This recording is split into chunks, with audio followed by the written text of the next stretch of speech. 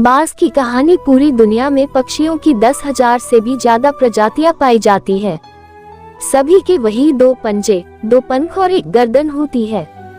लेकिन इन्हीं में से एक ऐसा पक्षी है जिसकी एक अलग ही पहचान है, जो आसमान का सीना चीर के हजारों मीटर ऊपर 120 किलोमीटर प्रति घंटा की रफ्तार से उड़ता है, जो खुद के कई गुना अधिक वजन के शिकार को भी अपने पंजों पे दबोचकर उड़ जाता है, और इसीलिए उसे पक्षियों का राजा कहा जाता है, जिसे हम बाज के नाम से जानते हैं। और एक बाज इतना ऊंचा मुकाम हासिल करता है अपनी ट्रेनिंग और अपनी पुनर्जन्म की वजह से।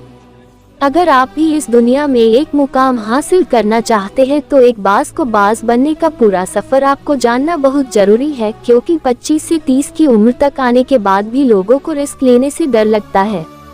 लेकिन एक बाज की जीवन की शुरुआत ही रिस्क से होती है। जिस उम्र में बाकी पक्षियों के बच्चे सिर्फ चींची करना सीखते हैं, उस उम्र में एक मादा बाज अपने बच्चों को पंजों में दबोचकर हजारों मीटर आसमान की ऊंचाइयों में उड़ जाती है, उसे ये बताने के लिए कि तेरा जन्म आसमान का सीना चीर के सबसे ऊपर उड़ने के लिए हुआ है। तेरा जन्म पक्षियों का बादशाह बनने के लिए हुआ है। जमीन से हजारों मीटर ऊपर ले जाकर मादा बाज अपने पंजों से उसे छोड़ देती है, और यहीं से शुरू होती है उसकी हाई रिस्क ट्रेनिंग। वो चूजा जमीन की तरफ तेजी से गिरने लगता है, थोड़ा नीचे आता है तो उसके पंख खुलने लगते हैं। नीचे आते आते वो अपने पंख फड़फड़ाने लगता है, लेकिन वो अभी तक उड़ना नहीं सीखा है। वो जमीन से कुछ ही ऊपर होता है, ऐसा लगता है कि कुछ ही सेकंड में उसका जीवन समाप्त हो जाएगा। लेकिन अचानक एक पंजा उसे अपने गिरफ्त में लेता है और वापस आसमान में उड़ जाता है। वो पंजा होता है उसकी माँ का, जो उसके पीछे उड़ रही थी। उसकी ये ट्रेनिंग तब तक चलती रहती है जब तक वो उड़ना नहीं सीख जाता है। इतनी हाई रिस्क ट्रेनिंग होने के बाद इस दुनिया को एक बाज मिलता है। बारिश के वक्त जब सारे पक्षी आश्रय की तलाश करते हैं, तब यही बाज उसी बारिश में आसमान को चीरते हुए ऊपर निकल जाता है और बादल से कहता है, तू बरस ले, कितना बरसेगा, और फिर नीचे आकर चैलेंज करता है। एक बाज की उम्र लगभग 70 साल होती है। जब वह 40 साल का होता है तब एक परेशानी उसकी जिंदगी में मौत बनकर आती है, जो आपकी परेशानियों की तुलना में बहुत बड़ी होती है, क्योंकि 40 साल की उम्र में बाज की चोंच इतनी मुड़ जाती है कि उसे शिकार निगलने में बहुत परेशानी होती है। उसके पंख भारी हो जाते हैं, छाती से चिपकने लगते हैं, जिससे उड़ना बहुत मुश्किल हो जाता है।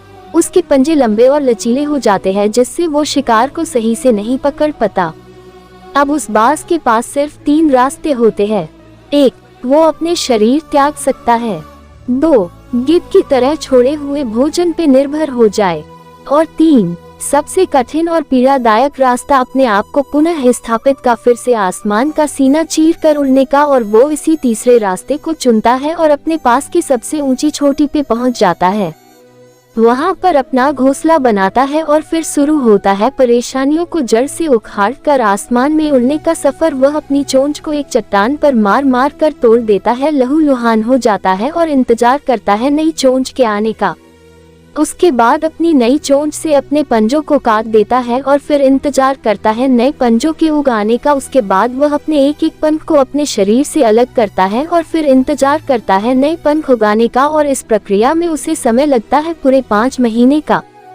इन 5 महीनों की कड़ी तपस्या से एक बाज का पुनः जन्म होता है। वो फिर से तैयार हो जाता है आसमान का सीना चीर कर उड़ने के लिए। जो 3 रास्ते बाज के पास थे, वही 3 रास्ते आपके पास होते हैं, लेकिन कुछ लोग पहले रास्ते को चुनते हैं और परेशानियों के तले दबकर सुसाइड कर लेते हैं। ज्यादातर लोग दूसरे रास्ते को चुनते हैं। वो परेशानियों का बोझ पड़ते ही अपने लक्ष्य को छोड़कर एक नॉर्मल लाइफ जीने लगते हैं। और कुछ वो लोग भी होते हैं जो इस परेशानियों को लात मार कर अपनी मेहनत के दम पर बाज की तरह आसमान की बुलंदियों को छूते हैं। दोस्तों, बाज की यह ट्रेनिंग हमें बहुत बड़ी सीख देती है कि अगर रिस्क लेना पड़े तो लो कि अपने फील्ड में अपने आप को इतना ट्रेन कर लो कि उस फील्ड में आपसे ऊपर उड़ने के बारे में सोचकर लोगों के पसीने छूट जाए, तभी आप अपने फील्ड के बादशाह कहलाओगे।